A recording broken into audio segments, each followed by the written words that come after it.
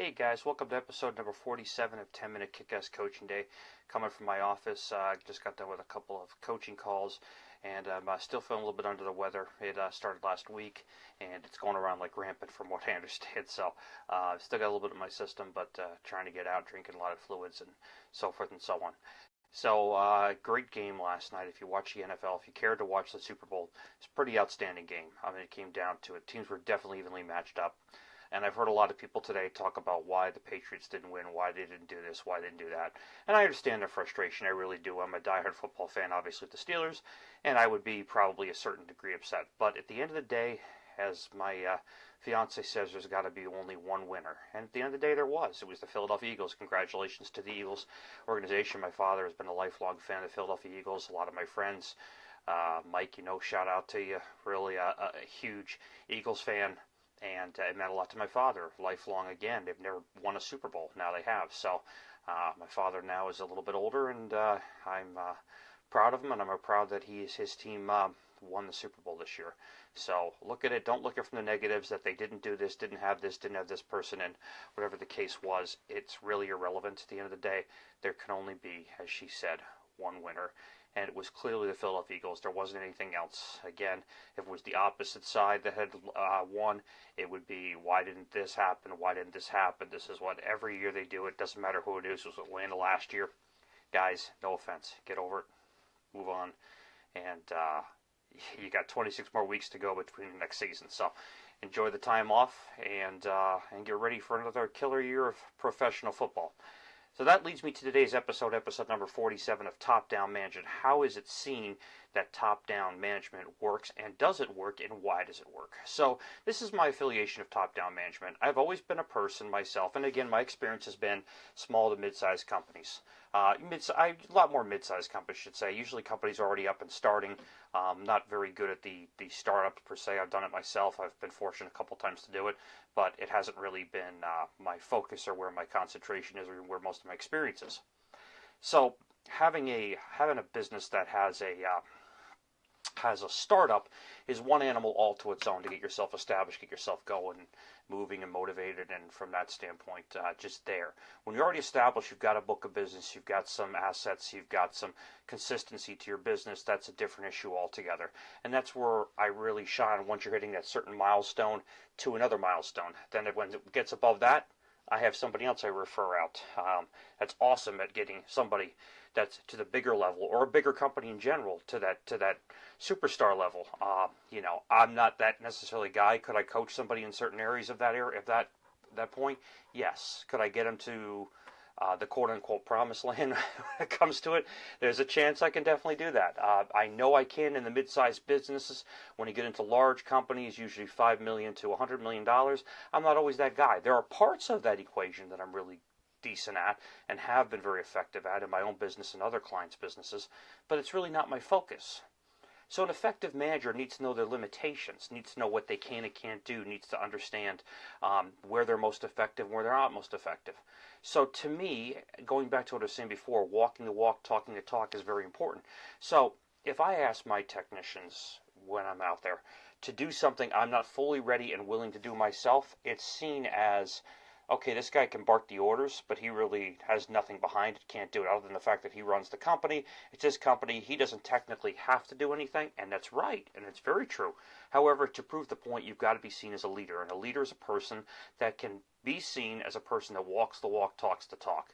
You've seen it in the White House. You've seen it across the country. People respect people that are in leadership. Whether you love them or hate them, the Trump presidency you're dealing with, and when it comes to the military, he's using effective military leaders. He's using chief of staff like Kelly, that is, very well respected across the board. So he's picking the best people. There could be other generals that are just as effective and know just as much and are just as qualified, but he found that that particular person for that situation was the best pick for him. It doesn't mean there's not other people out there that are highly effective too as well. It just means for him that's it. And love him or hate him, Donald Trump has been effective with management for a very long time, and he understands the trickle of top-down management, walking the walk, talking the talk. Donald Trump is notorious when he was well before politics of going and touring his facilities, whether it was a facility that had a name on it or it was a facility that he physically owned. And he would go out to these facilities and tour them to see if they were up to standard quite a bit. I'm sure, you know, as of more recent years, that probably hasn't happened as much. Maybe members of his family or his associates or his top managers have toured him, but generally for a long time he would do it himself. He would go and he would tour these places. And if he went into the bathroom and saw a little piece of maybe toilet paper on the floor, he would say, you know, have somebody come by and pick this up. It needs to be cleaned up. We can't have a place like this. It's just got to be done. And then going down and touring something else down the hallway, the other side of it, half an hour later, turning right around and coming back and seeing if that was taken care of. If it wasn't, it became an issue fast. Because he made sure his management, his staff, his people that were in line, from the top down again, we know that, were handling the situation. If he, as the general, commanded the order that this needed to get done, that lives mattered. Lives don't necessarily matter in business, but they do in a sense. That there would be a problem. So he knew if he didn't walk the walk and go and tour these facilities and say, get this taken care of, you know, I'm not the guy that's going to pick up the toilet paper. I'm sure I'm very qualified to pick up the toilet paper, but it's not my job. My job is to make sure everybody else has their jobs and make sure they have their opportunities, make sure they have their management leadership opportunities, that there would be an issue if it wasn't followed through. And he takes a lot of that from almost paramilitary to a certain extent, that if a command is given, you follow the command. Now, in the business world, it's changed. Not everybody follows that, and that's understandable. That you don't have to be, you know, that straight line when it came to it.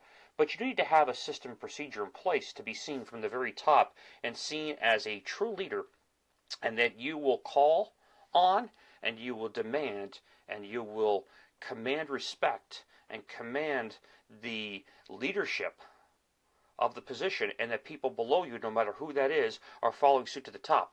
If they see the top guy slacking off, being a bum for lack of better words, not doing what needs to get done in the business, not being the figurehead that they need to be to seen what they are. This is not the king and queen of England here. This is being seen in your company as the top person, and that person is known to be ineffective in his leadership or her leadership, is ineffective at commanding things or getting things out of other people, is ineffective at making sure that they are seen as people that would be willing to do that if need be, even though they shouldn't be, but they need to be seen as that. Is that a problem? It's a huge problem.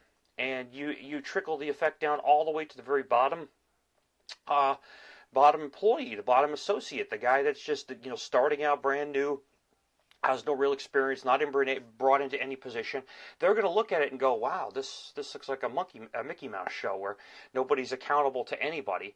And because it started at the very top, the top of the management, the top of the pier, was not seen as a company or as a person that was commanding and dictating leadership. They were a weak, ineffective leader. They were a weaker, ineffective coach, and they need to go back and be seen as that leadership person. If they can't do that, they can continue to have problems. I defy you to find me a company that isn't that way, that the culture is just so good, the leader just stinks at what they do, and the company still follows suit. Doesn't happen. It just doesn't happen. So look at it from that standpoint, guys, girls, whatever. If you're not seen as an effective leader, and you're not seen as holding others accountable for leadership, holding others accountable to benchmarks that have been set that grow the business in the right direction, then you suck. And you need to either change your attitude, change your mindset, or go do something else. Because you cannot command people if you're not seen as the person that can be in command.